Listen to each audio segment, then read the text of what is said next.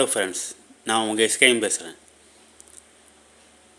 இன்றைக்கி என்ன கதை பார்க்க போகிறோன்னா, சீனாவில் இன்ன வரைக்கும் பேசப்படுற ஒரு அமானுஷ்ய கதையை பற்றி தான் பேச போகிறோம்.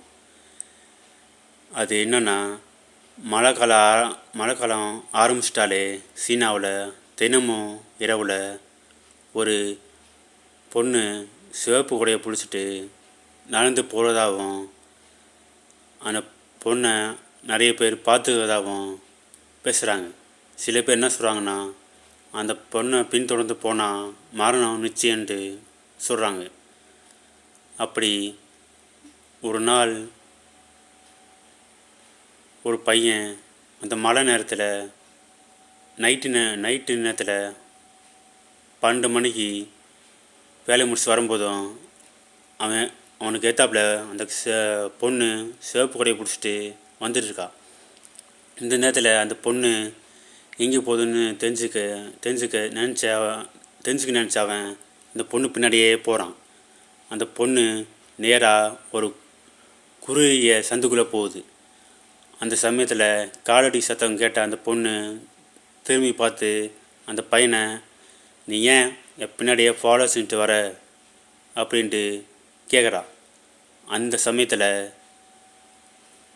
ஒரு பெரிய மின்னல் வருது. அந்த வெளிச்சத்தில் அந்த பையன் அந்த பொண்ணோட முகத்தை பார்க்கும்போதும் அரண்டு போகிறான். ஏன்னா அந்த பொண்ணு முகத்தில் கண் இருந்த இடத்துல வெறும் குழி மட்டும்தான் இருக்குது. அதோட அந்த பொண்ணோட முகம் பயங்கரமாக வெளுத்து போயிருக்கு. பார்த்து அரண்டு போன அந்த பையன் அங்கேருந்து ஓடி போகிறான். அதே சமயத்தில் ஒரு குரல் கேட்குது, என்னோட குடை பிடிச்சிருக்கா அப்படின்னு கேட்குது. அது கேட்ட அந்த பையன் இன்னமும் பாய்ந்து போய் அங்கேருந்து வீட்டுக்கு ஓடி போகிறான். வீட்டுக்கு போய் கதவை பூட்டிக்கிட்டு அவனோட பெட்ரூமில் போய் உட்காந்துக்கிறான். அதோட ரொம்ப பாய்ந்து போயும் இருக்கான். அந்த சமயத்தில் ஹஸ்கி வயசில் அவன் காது பக்கத்தில் அதே குரல் கேட்குது, என்னோட குடை உனக்கு பிடிச்சிருக்கா அப்படின்ட்டு கேட்குது.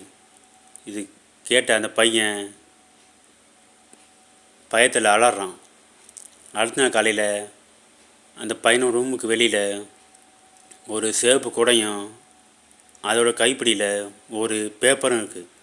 அது என்ன எழுதியிருக்குன்னா, இன்றைக்கி நைட்டும் நம்ம மறுபடியும் சந்திப்போன்ட்டு. அப்படின்னா அந்த வீட்டில் என்ன நடந்திருக்கும்? இந்த வீட்டில் மற்றவங்களை பழி வாங்க வந்திருக்குமா, இல்லைனா அது தங்க வந்திருக்குமா? கமெண்டில் பதிவு சொல்லுங்கள். இந்த வீடியோ பிடிச்சிருந்தா கமெண்ட் பண்ணுங்கள், ஷேர் பண்ணுங்கள், லைக் பண்ணுங்கள், சப்ஸ்கிரைப் செஞ்சு ஆளுங்க பட்டனை அழுத்துங்க. அப்போ நான் போகிற வீடியோ உங்களுக்கு நோட்டிஃபிகேஷன் வரும். அது வரைக்கும் உங்களிருந்து விடைபெறுவது நான் உங்கள் எஸ்கேஎம்.